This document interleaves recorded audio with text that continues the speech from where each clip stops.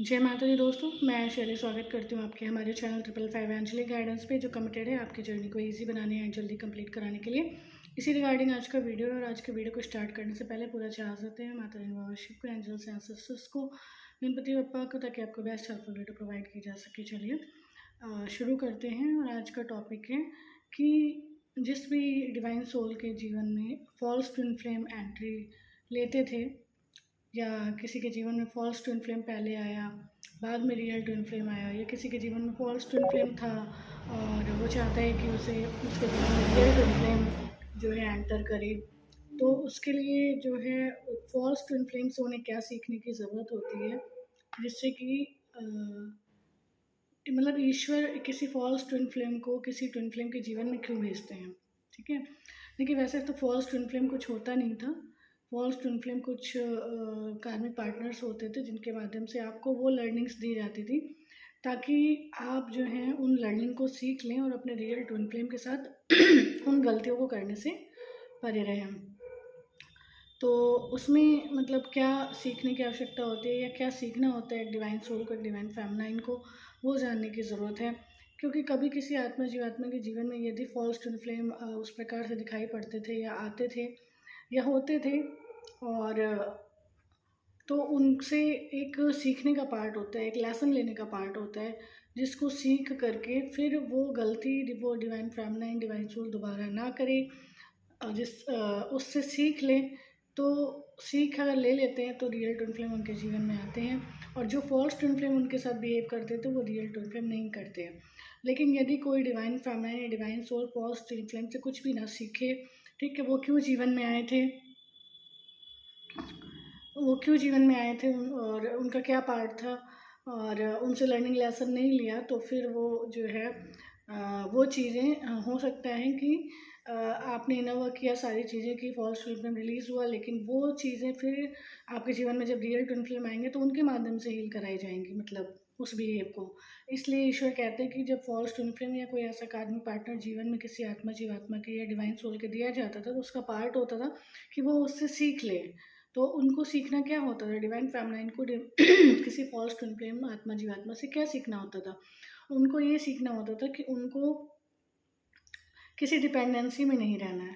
ठीक है, जो डिवाइन फेमिनाइंस हैं उनको किसी की डिपेंडेंसी में नहीं रहना, मतलब किसी देहधारी की डिपेंडेंसी में नहीं रहना।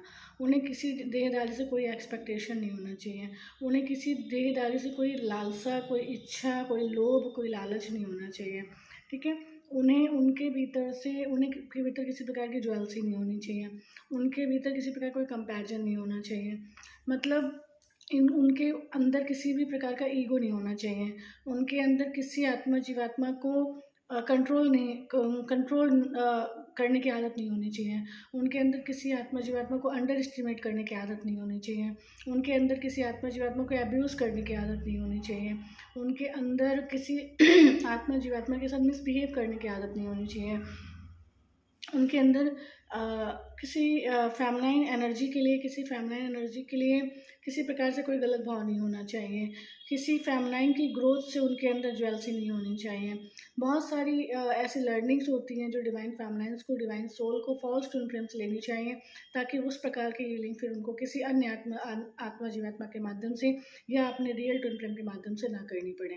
तो ये एक बहुत बड़ी सीख होती है डिवाइन फेमिनाइन के जीवन में, डिवाइन सोल के जीवन में, कि वो इन सब कमी कमजोरियों से ऊपर उठ जाएं, और जो है ईश्वर के अलावा, मतलब सीख लें कि ईश्वर के अलावा उन्हें किसी पर डिपेंड नहीं रहना, ईश्वर के अलावा उन्हें किसी से एक्सपेक्टेशन नहीं रखना, ईश्वर के अलावा उन्हें किसी देहधारी की, किसी भौतिक प्राप्ति की इच्छा नहीं रखनी। उनको ये मान लेना है, और उनके भीतर एक और सीखने का पार्ट होता है कि वो ये सीख लें कि उनके अंदर काम विकार नहीं होना चाहिए। काम विकार का मतलब, काम विकार मतलब देह से रिलेटेड, आत्मा को काम विकार की क्या आवश्यकता है। तो किसी आत्मा जीवात्मा को देखकर अट्रैक्शन का भाव होने से परे रहें, किसी आत्मा जीवात्मा को देखकर कामुकता उत्पन्न होने से परे रहें। ठीक है, किसी आत्मा जीवात्मा को देखकर उस पर जो मोहित हो जाते हैं, मुग्ध हो जाते हैं उसके रूप पे, वो होने से परे रहें। ठीक है, तो इस प्रकार की लर्निंग्स जो हैं फॉल्स ट्विन फ्लेम के माध्यम से डिवाइन सोल को, डिवाइन फेमिनाइन को सीख लेनी चाहिए, ताकि इन जो है विकारों की हीलिंग किसी अन्य आत्मा जीवात्मा के माध्यम से या किसी रियल ट्विन फ्लेम या थर्ड डिवाइन पार्टनर के माध्यम से किसी भी डिवाइन फेमिनाइन को ना करनी पड़े। तो सीधा सा बस केवल इतना ही पार्ट होता है किसी फॉल्स ट्विन फ्लेम का या किसी कार्डिंग पार्टनर का किसी डिवाइन सोल के जीवन में आने का। बाकी और कोई पार्ट नहीं होता, उनके आने का और कोई उद्देश्य नहीं होता। वो एक प्रकार से आपको एक अल्टीमेटम और एक अलार्म दे के जाते हैं, एक अवेकन करके जाते हैं कि देखो, ईश्वर के अलावा किसी से अटैच मत होना, ईश्वर के अलावा किसी से एक्सपेक्ट मत करना, ईश्वर के अलावा किसी और चीज़ में कोई इंटरेस्ट मत रखना। ठीक है, ईश्वर को लेके चलोगे तो ग्रोथ करोगे, किसी देहधारी को लेकर चलोगे तो उन्नति नहीं होगी आत्मा की। ठीक है, तो ये गाइडेंस होती है एक फॉल्स ट्विन फ्लेम से सीख लेने की। और यदि उससे नहीं सीखा तो उतना ही टाइम लगता है रियल ट्विन फ्लेम के किसी डिवाइन फेमिनिन या डिवाइन सोल के जीवन में आने में, उनके साथ फिर उनको सीखने में। फिर उसी प्रकार की यदि आत्मा जीवात्मा ने सीखा नहीं तो उसी प्रकार की हीलिंग फिर वो रियल ट्विन फ्लेम के माध्यम से, डिवाइन पार्टनर के माध्यम से की जाती थी, और उसमें फिर से उन्हीं चीज़ों का वो होता था। इसीलिए किसी फॉल्स ट्विन फ्लेम को कोई कर्ज समझने से वो रहे, ये सोचे कि पता नहीं क्यों ही जीवन में आए या क्या, ऐसा ही वैसा, ये सब सोचने से परे रहना है। बस उनसे जो लेसन मिला उसे सीखना होता है।